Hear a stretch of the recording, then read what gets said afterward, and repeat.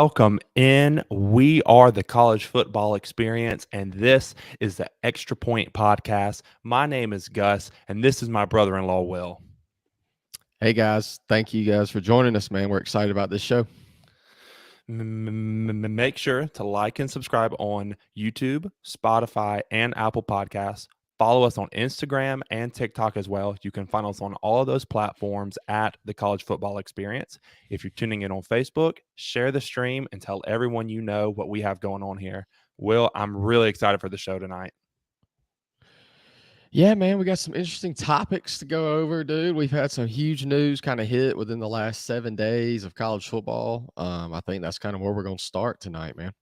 Yeah, so news that just broke today. We've already talked about him in a previous episode. Keon Coleman, the transfer wide receiver from Michigan State, he has committed to Florida State today. That is a massive pickup for the Seminoles and really going to help them chase that ACC title and hopeful playoff berth in 2023. Yeah, it's very unfortunate for the Gator fans out there. Florida State just keeps loading. Man, dude, they've done a really good job in the portal, man, and they're getting ready to make a run this year, man. So we've already mentioned some of the transfers that they picked up this offseason, but specifically, I want to highlight the pass catchers: Keon Coleman, Jaheim Bell, and Kyle Morlock. Two of them are tight ends. Keon Coleman is a wide receiver. They are three of the top six pass catchers in this transfer portal cycle. So I mean, they are just loading up on the offensive side of the ball, especially on the perimeter, to pair all those guys with Johnny Wilson. And I'm scared for what they're going to do to the ACC this year. And I'm really looking forward to that Clemson game. Yeah, dude, they got a bunch of wide receivers. They are big. They like recruiting big guys. It seems they like Very the big six guys. four, 6'5". I think they got a guy that's 6'6". Man, they want the big dudes, so they can just throw a little fade ball to them. I'm really interested to see how Jordan Travis does spreading the ball out, spreading the love to these guys, man. And shout out to Mike Norvell, dude, who's done a great job with the portal. I remember it wasn't that long ago, people wanted to see him get fired, man. And Fired I know, after dude. just And a couple seasons. I That's know ridiculous. people are impatient in college football, but Which which is really a shame that you have fans that won't even give a man 2 or 3 years to get stuff turned around, especially the situation Florida State was in. But that's the news regarding Florida State. And this was also some news that broke around the last time we were going live, but we really didn't know everything. Florida and Georgia possibly moving to home and home starting in 2025 because of construction that will be going on at the Jaguar Stadium. And that's when their contract with the city of Jacksonville ends anyways. But man, I know we have differing opinions on this.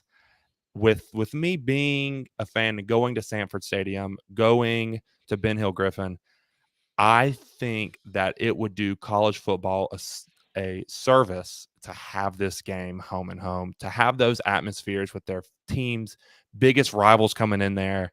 I think that would just be fantastic for the SEC. It would be fantastic television, but most importantly, it would be a fantastic game day experience for all the fans that go.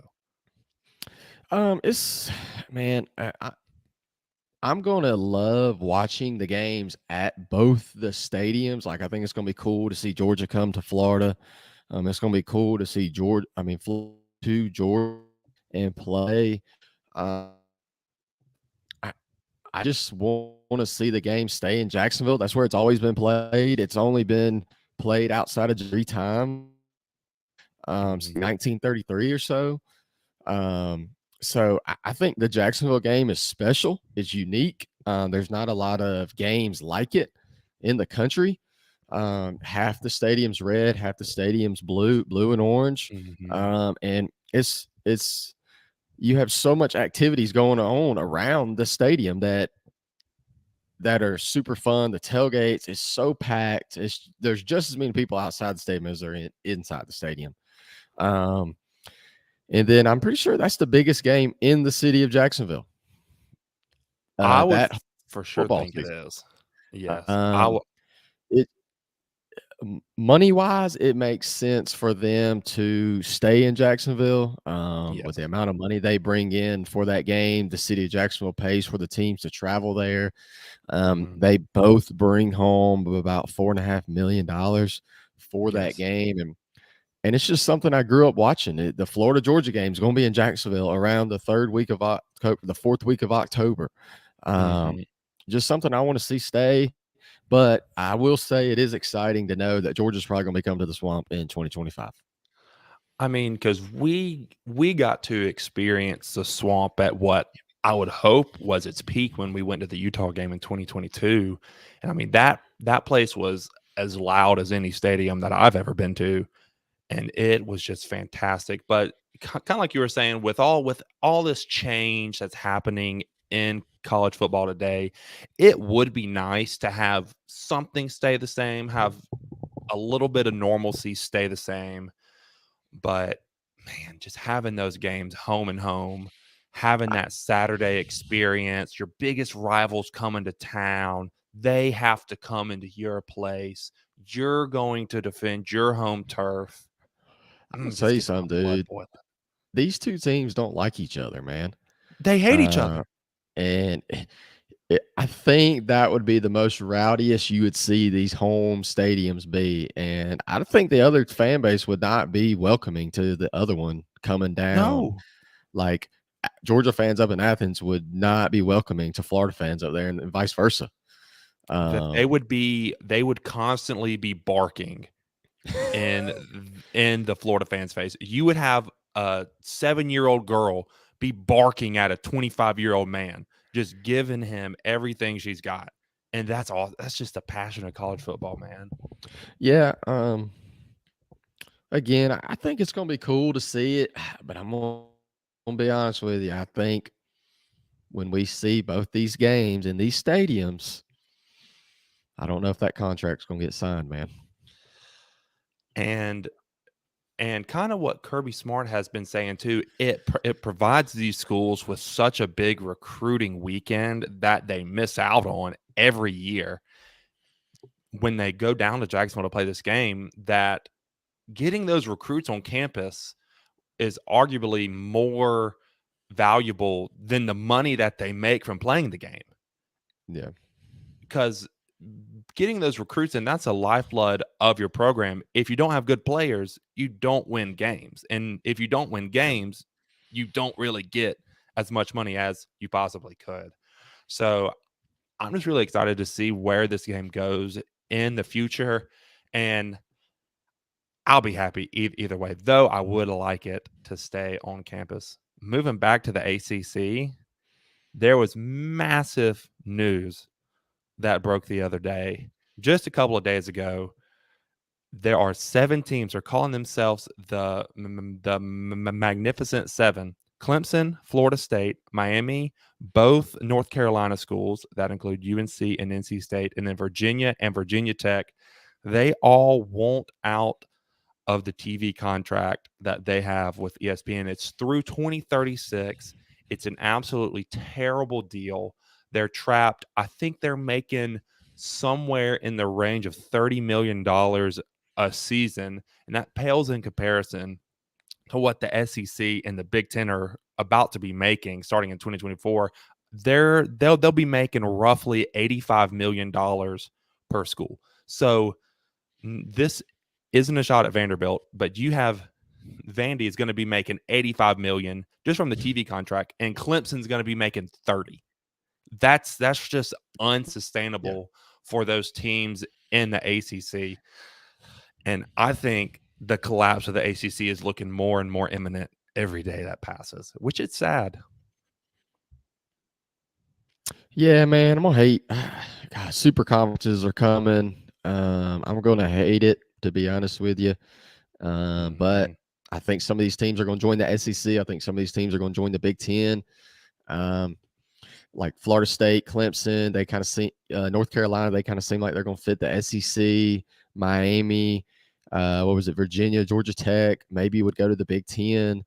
Mhm. Um, It's not looking good. I think the commissioner for the ACC is trying to get it figured out. He's trying to Jim talk to Phillips. TV. Uh, yeah, he's trying to get the TV deals going. He's meeting with the ADs. They've met twice already. So I'm hoping they Mhm. can get something done. But yeah, dude, I don't. You can't be having Vanderbilt, Kentucky making 80 million a year, and you got Clemson over here who compete for championships making 30. Yeah, I mean, I think if anything, Clemson, FSU, North Carolina State, and Virginia Tech, they feel more SEC from just the passion of the fan base and just kind of the makeup of the fan base and the school themselves. And then you have more of the academic schools, Miami, UNC, Virginia, and there will have to be one more because I think they have to have 8 out of 12 to go. But those seem more Yeah, like a Big 12 because they're more academic. We all know that the Big 10 is more academic based. So I think all of those teams yeah. fit with those conferences. There was talk of maybe if they were able to get the lawyers to get them out of this grant of rights deal with ESPN early, that maybe these teams just go independent for a bit. They sell their individual Yeah. games or they go and they just sell their schedule to a specific TV partner for just a bit and then they then go join a conference. I think the Big 10 is eager to expand more. I don't think Dude, the SEC from everything that I'm hearing, I don't think the SEC is really wanting or needing to expand right now. But then you also have to think about what's the Big 12 going to do? yeah. I think the SEC, man, I think if you have the opportunity though, if I had to pick for them, I would definitely want Clemson out of all of You them. for sure, you for sure want I mean, Clemson, and you for and sure then if want I had Florida to State. yeah, if I had to pick and then if I had to get one more to make it even, give me Florida State. I love North Carolina.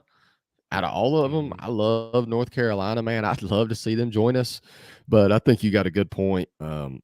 They might be where'd you say, the Big 10 or the Big Yeah, 12? yeah, yeah. So UNC, Virginia, and Miami solely because of their Yeah, the academics. academics. They're a bit better fit in the Big Ten. And when you think about FSU and Clemson coming in, does Florida want FSU in No, they don't. the SEC? Does No. Georgia and does South Carolina want Clemson in the SEC? I don't think they do because they're all packed in right there in Well, this region, and we it'd be a lot of competition. we know how well Clemson has come into Georgia and recruited. I mean, they've Very well gotten 2 of the best quarterbacks ever to play in this to come out state of the state. Hmm. and play at Clemson. And they do not want them to come in and keep stealing these guys from them, dude. Because imagine if Georgia could have got Trevor Lawrence or Deshaun Watson, you know? They'd have been winning a lot sooner than they have been. Yeah, I mean, Dabo Swinney's one heck of a recruiter. I know a lot of these teams, these ADs are probably calling the commissioner now saying, "Do not let these guys in here." Yeah, At least please that's what don't. I would. At least that's what I would be doing if I was Florida's AD or Georgia's AD.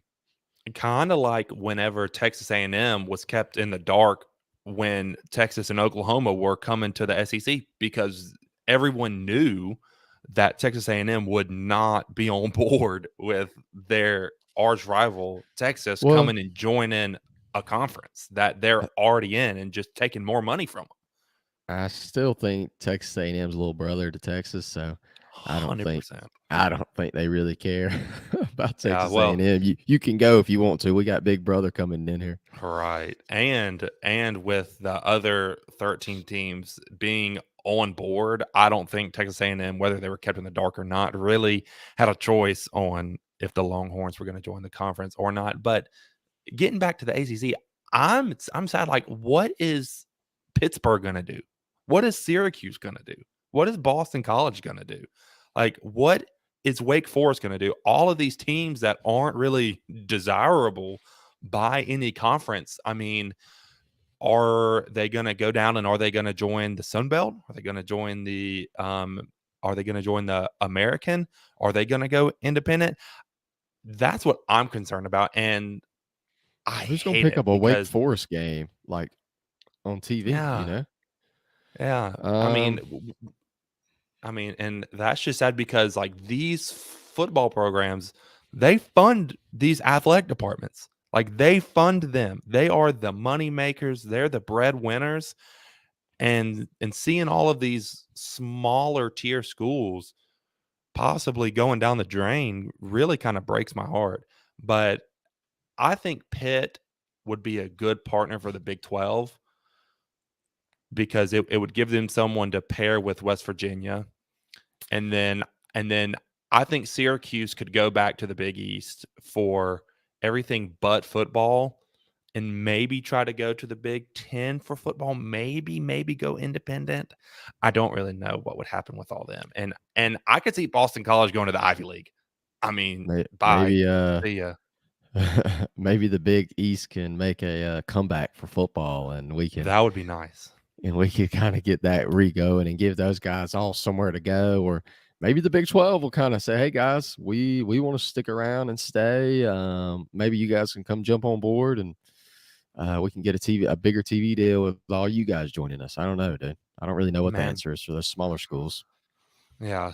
But I have a friend. He is a commissioner of our fantasy basketball league, and he's a diehard Clemson fan. And Mhm. I think he hates the SEC. I really think he hates SEC. And just knowing that he's going to have to listen to SEC chants when Clemson joins the conference one day, that just gets me all super warm and fuzzy inside. So Joey, I'm talking about you, my friend. I can't wait for you to be cheering SEC when Clemson wins a playoff game. That'll be a sight to see. All right. Well, moving on. Make or break games in the year 2023. This Yep. this is just going to be games for specific teams that is just going to be a pivotal point in their season. They're coming to a section of the road where they can turn left or they can turn right. And it's just a moment. It's a really defining moment of their season. And who are we talking about first? We are talking about Texas first. We feel like their make or break game is going to be the Red River game, the Oklahoma Mm, game. yes. Um, I think this game is really going to be dependent on that Alabama game first. Mm-hmm. Is this going to be the same old Texas when they get in these big games? Are they going to lose? Or is this a different Texas team? Are they going to just take over the Big 12 this year? Um, Mm-hmm. this game, I think, will decide the Big 12 Yes. or decide who represents who can be the one seed going into the Big 12 championship game. Um, Yeah. so I think this will be a huge game that weekend. I think we will decide after this game, is Texas really back or not? Because if you lose that Alabama game and then you walk into Oklahoma and lose, you're pretty much done for the playoffs. That's it. And Yeah. how will the team react to that? Yeah. I for sure think you could have people look at our choice of the Oklahoma game and be like, oh, well, it has to be the Alabama game. Not really, because the Oklahoma game is a No. conference game. Texas can afford to lose the Alabama game and still be perfectly fine for the playoffs. But that just means they'll As long as they don't. probably have to run the table in the Big 12, which is doable, especially with the roster Texas has. Yeah, just don't get blown out by Alabama. Yeah. Just go in there, compete Tuscaloosa, compete with them, and then when you show up to the Oklahoma game, be ready to go. If you do lose the Alabama game, be ready to go and take care of business. You got one of Yeah. the best rosters in the country. Quinn Ewers coming in there, healthy. Quinn Ewers will help. AD Mitchell's coming Mhm. in there, Cedric Baxter. So this will definitely be a big game for them.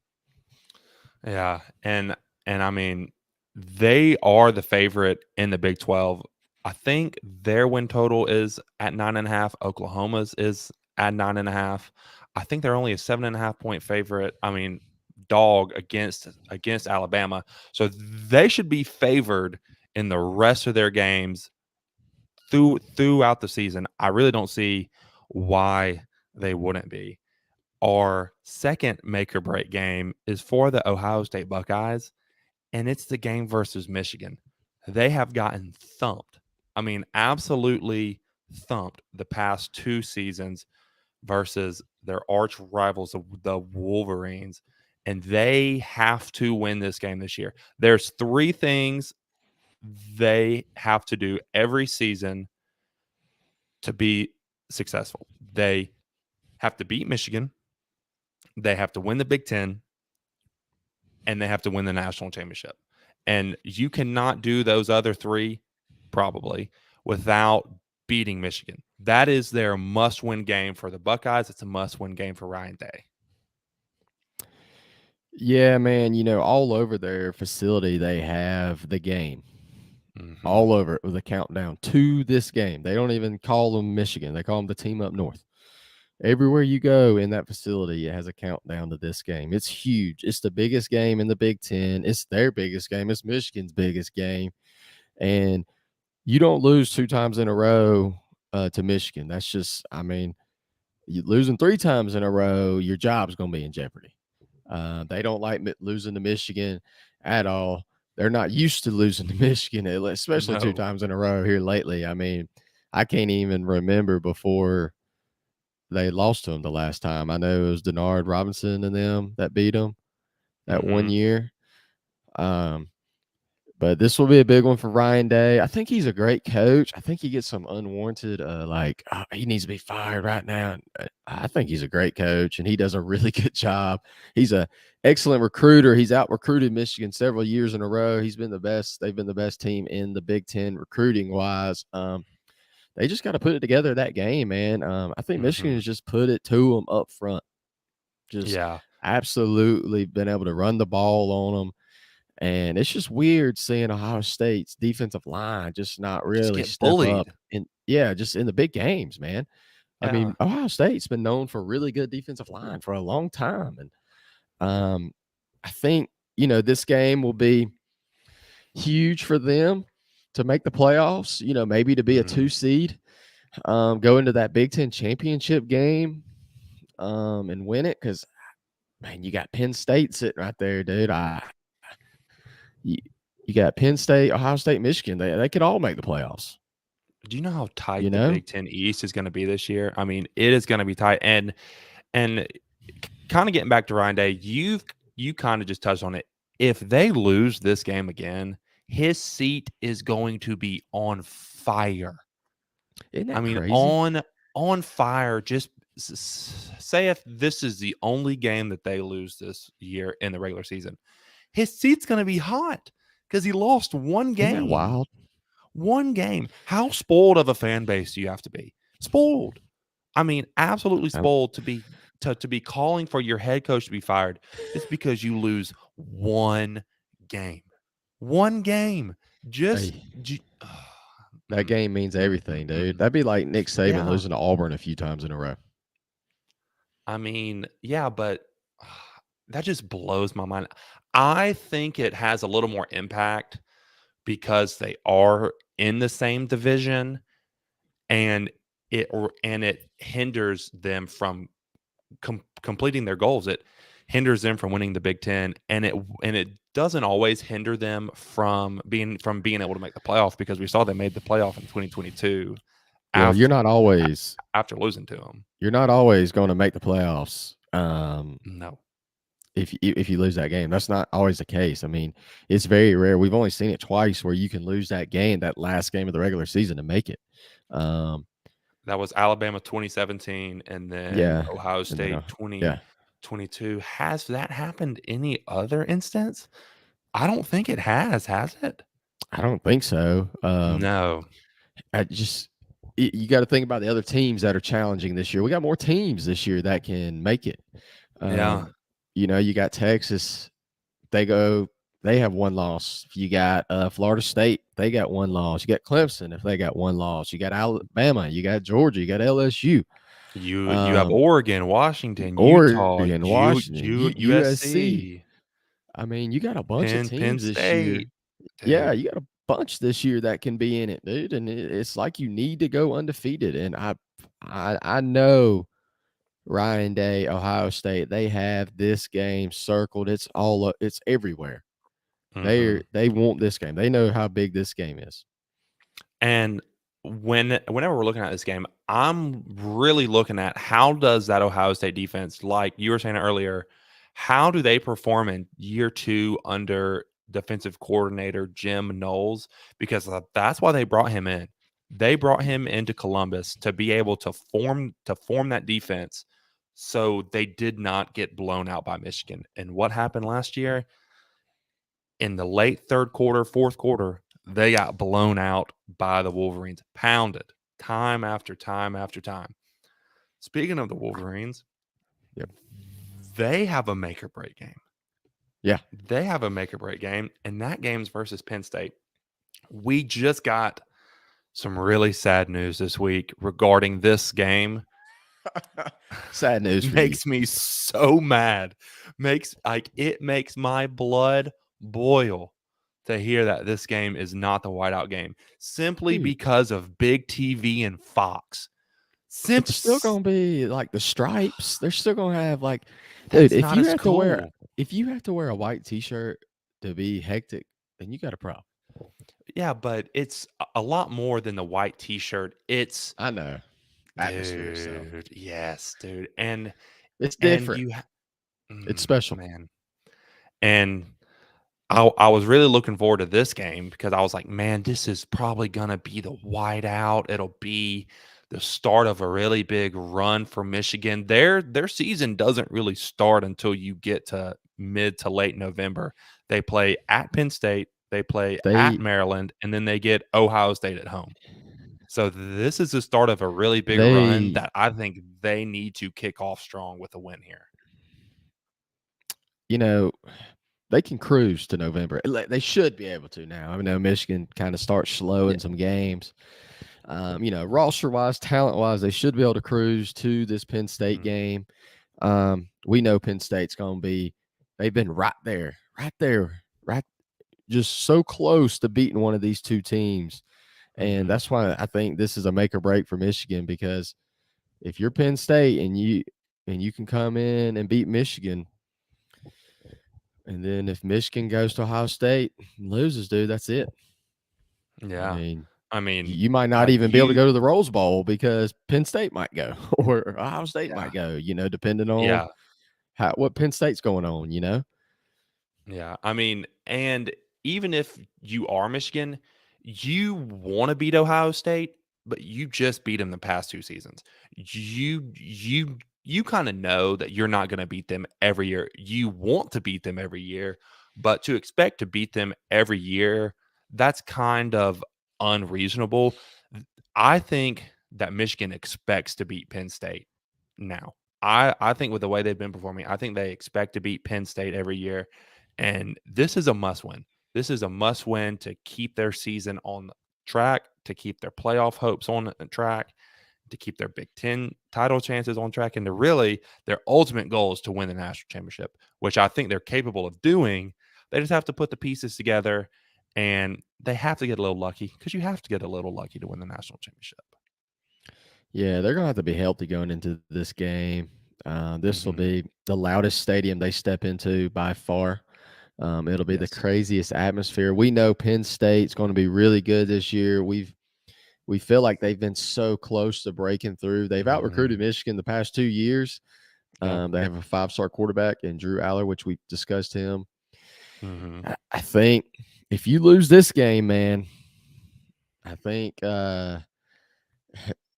going into Ohio State's going to be really tough. Or you got Ohio State at home. Yeah. Yeah. You got Ohio State coming into your house, man. Still, And, and that's an Ohio State will be, ultra talented roster. yeah, Ohio State will be fired up if they see that you lost to Penn State. Hmm. And our final make or break game of the year is kind of a curveball. Tennessee going to Florida. Kind of a real big curveball here. Tennessee has only won in the swamp twice. Get this, since 1976. That's a gross stat. That is a gross stat, which is one you really don't expect that Tennessee, the team that was really good in the 90s, really good in the early 2000s, that they've only won twice at Florida since 76. That just doesn't make any sense. Yeah, Tennessee's always been one of those teams, man. They just can't get it done when they come into the swamp, man. There's Yeah. been a few times that they've been better than us Mhm. coming in there, but it's just something about that stadium. It's just something about the atmosphere, and they just don't play well in that game. And it's always kind of been really early. So this year, it's really early again. For the past few Mhm. years, it's always been about our second SEC game instead of our first one, and vice versa for them too. So they've actually had a little time to prepare for us. Mhm. Um, I'm excited about this game. This is really big for both teams to see where they're at. Yeah. Can Tennessee get this monkey off their back? Because when Tennessee beats Florida, they usually have a really good season, and Yes. they get going, and they can go on a little run, and then until they play Alabama, Yeah. I you can get you a few wins. You got Texas A&M after that, so this will be a Mhm. huge make or break for their season. If you win, oh man, we got a chance to win the East and make the playoffs. If you lose, Mhm. it's Tennessee, same old Tennessee. Mhm. So this is Tennessee's only time in their in their first 6 games, they only leave the state of Tennessee once, and that's when they go to the swamp.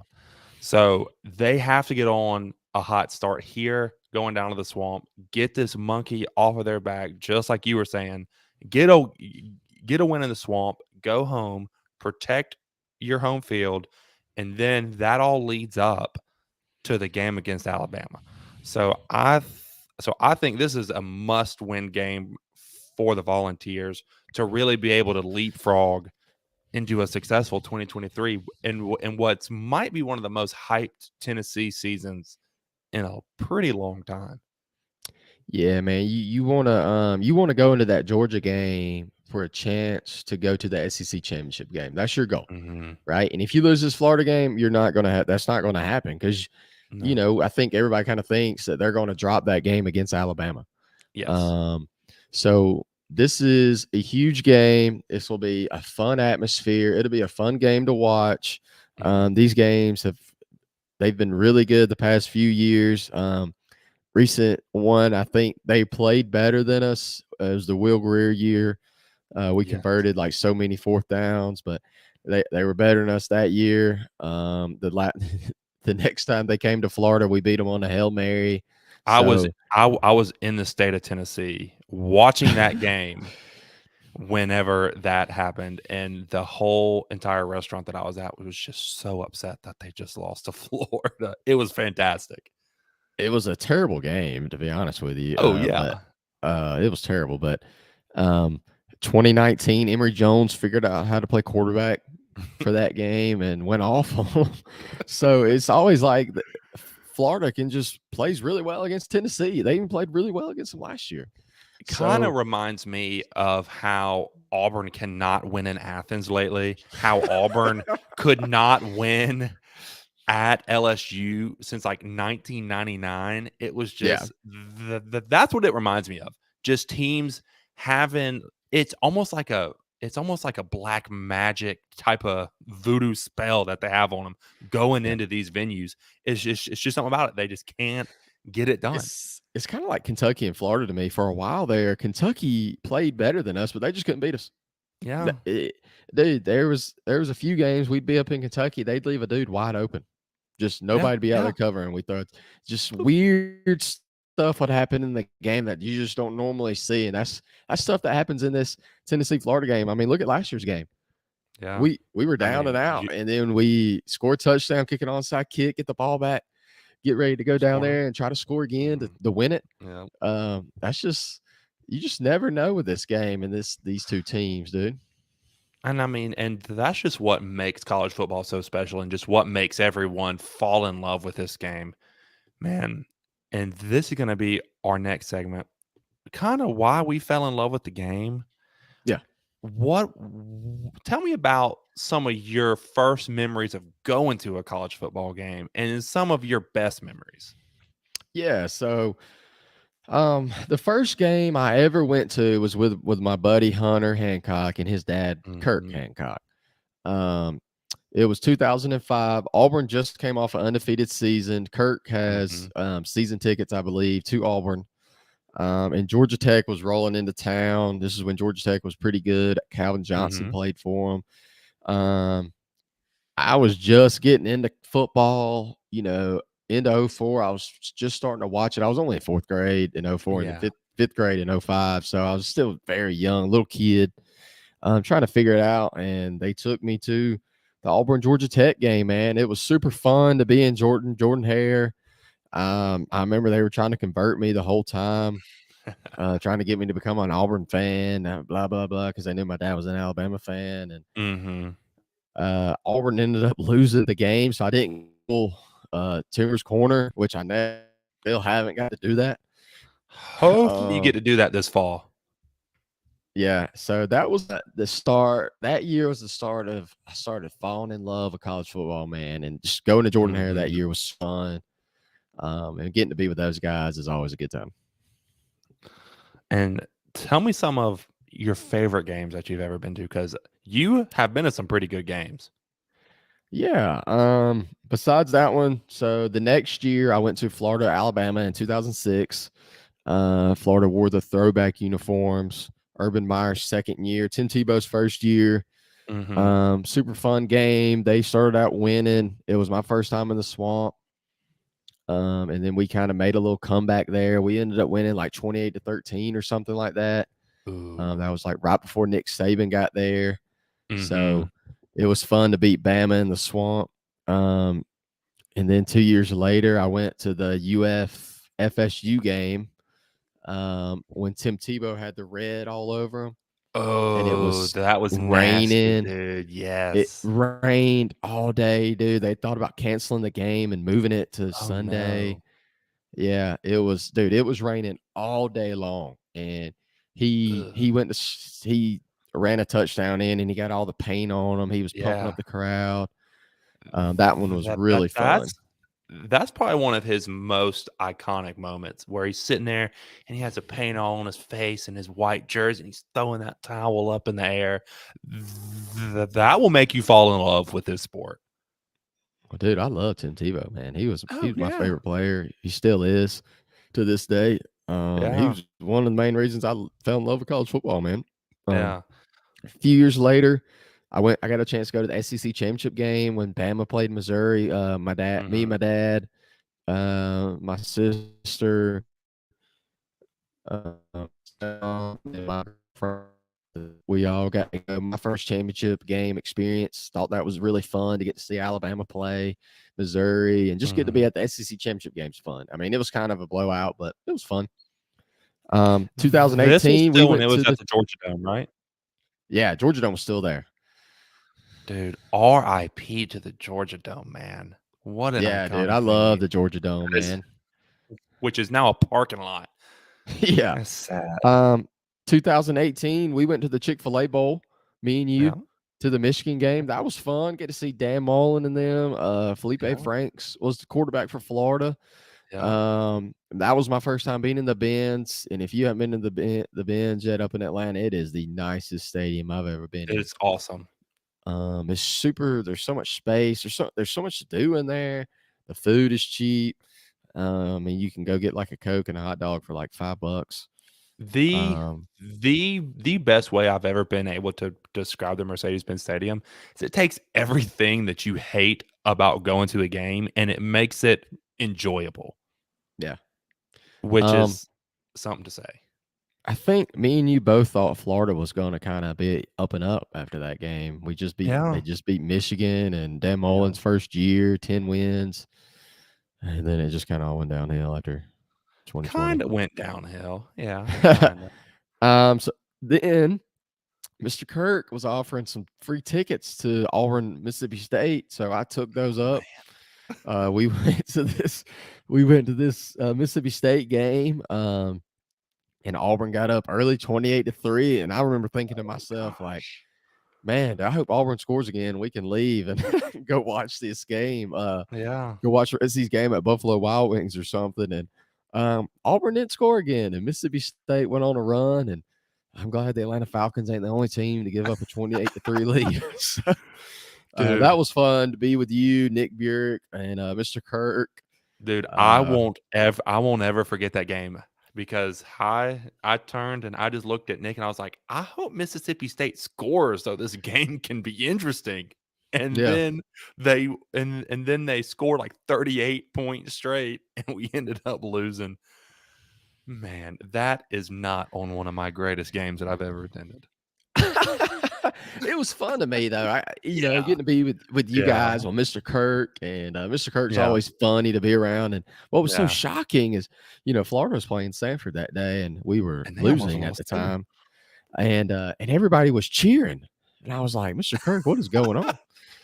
Why does everybody hate us?" And he said, you guys were our biggest rival for a long time, and we hate y'all." Yeah. Yeah. Yeah.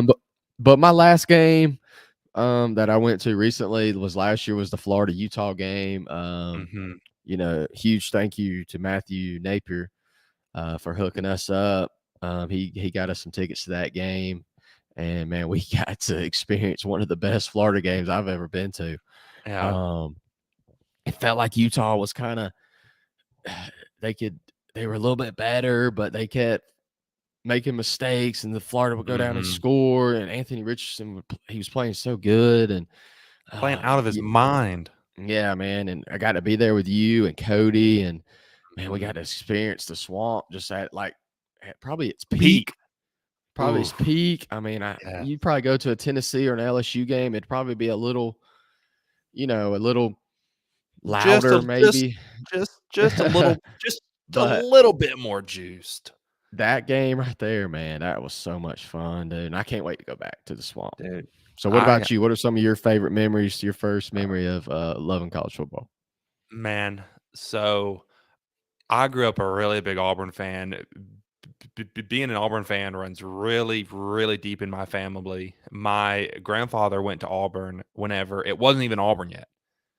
And he got into some shenanigans there, kind of a little folklore on the campus that someone put a cow in the top of Sanford Hall, like way, I think it was back in the 40s.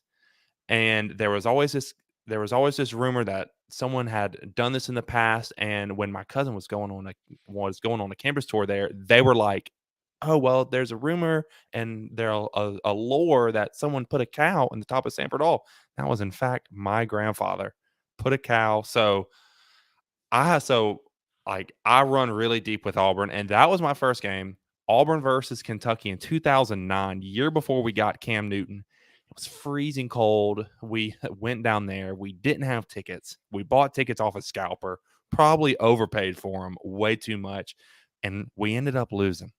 So I was really sad. Oh, I think like you, I was in like the 5th or 6th grade, really disappointed, froze my butt off just to see Auburn lose, man. But I was hooked from that point going forward. And some of my best memories in the games I've been to, Iron Bowl 2013, the kick six. I snuck in for $50. I snuck into the game. I was able to tip off the little lady that was there that was handling the ticket. I was like, "Hey, can you get me and my sister into this game for $100? You can act like you're just ripping up the ticket." And she was like, "Sure, honey, sure." So then she just rips up the ticket, and then we just walk right in. Got to see the greatest college football ending of all time. I don't care what anyone says. That was the greatest ending of all time was the kick six. That was also the first day I ever went to college game day. Um, that's probably one of the best games of all time.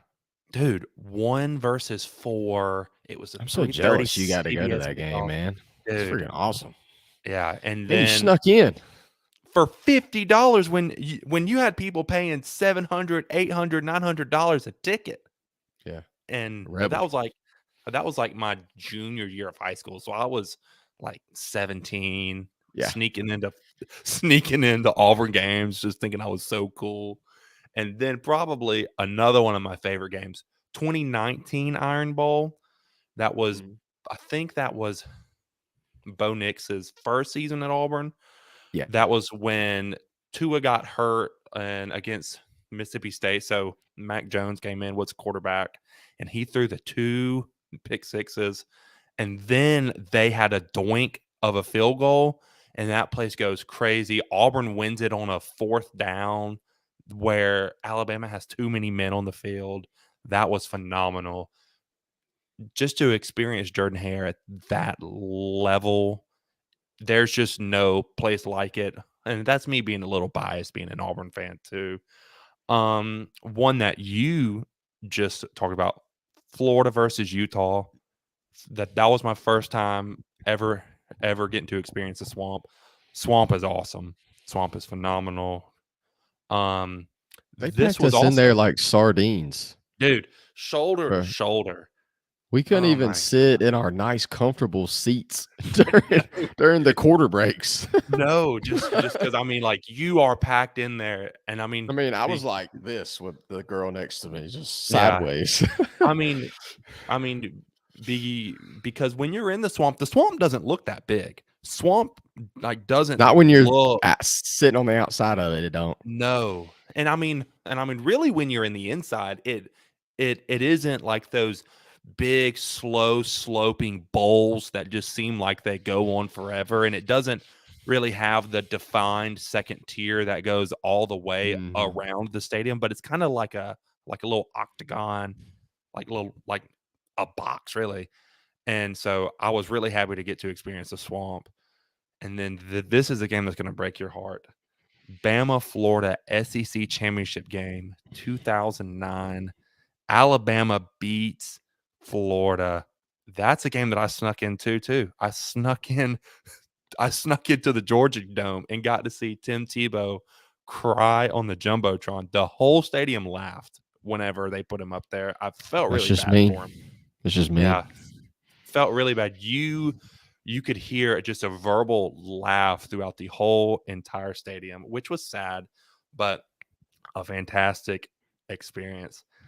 Then 2016, me and the Yeah. fam, me and the fam went up Tennessee versus Georgia in Athens. This was the Josh Dobbs Hail Mary to beat the Dogs. This was Kirby's first year, right?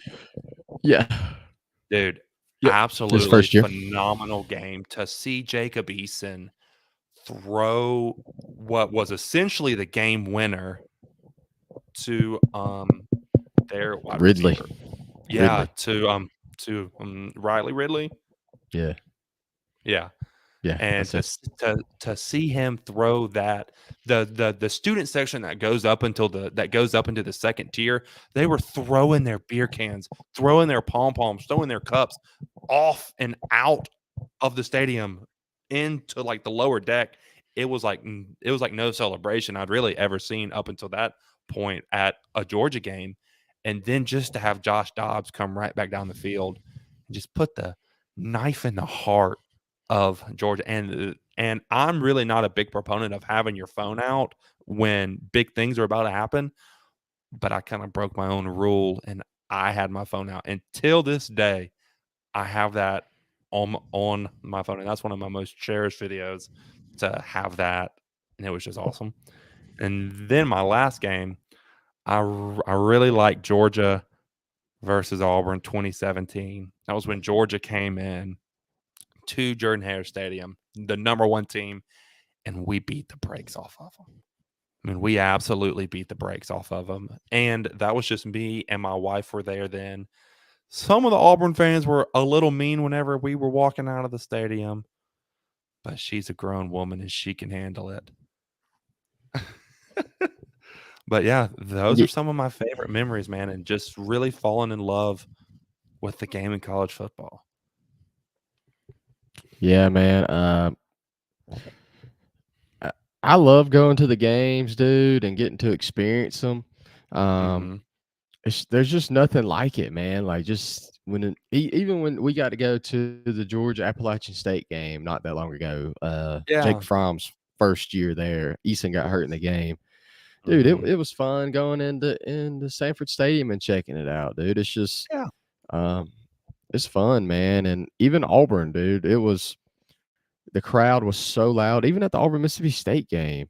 Yeah. Just the atmosphere, getting to be there, getting to check it out. Everywhere's a little different, and it's fun to get to Mhm. check out to see those little differences of what each team does, um, and what makes each campus so special.